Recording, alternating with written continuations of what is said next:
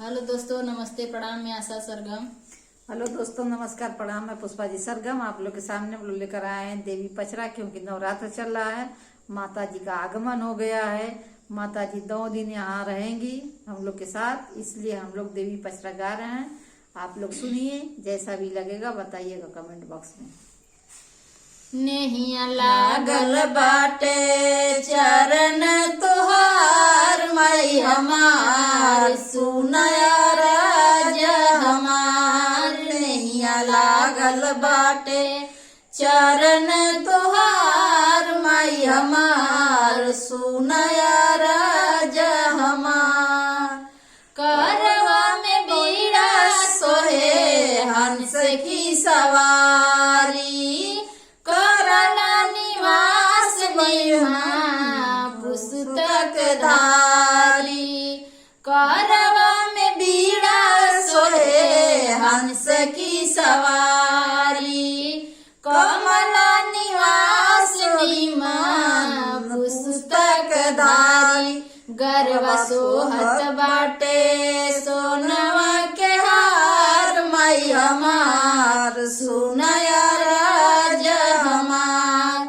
नेहिया लागल बाटे चरण तुहार, मई हमार सुनया राज हमार। नेहिया लागल बाटे चरण तुहार, मई हमार सुनया राज हमार।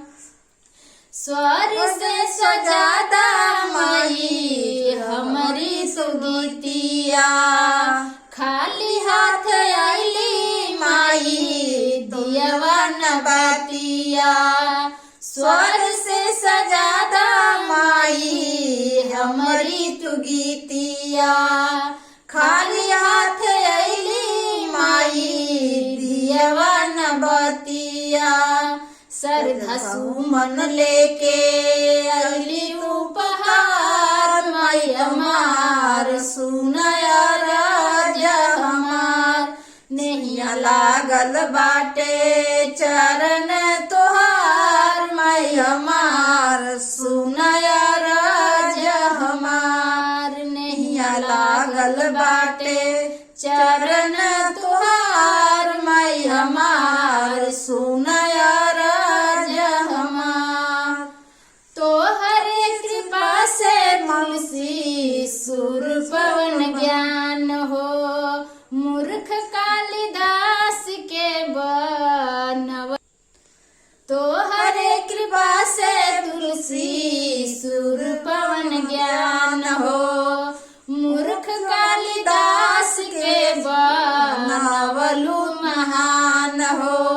अपने सेवा का के करा उपकार, मई हमार सुनया राज हमार।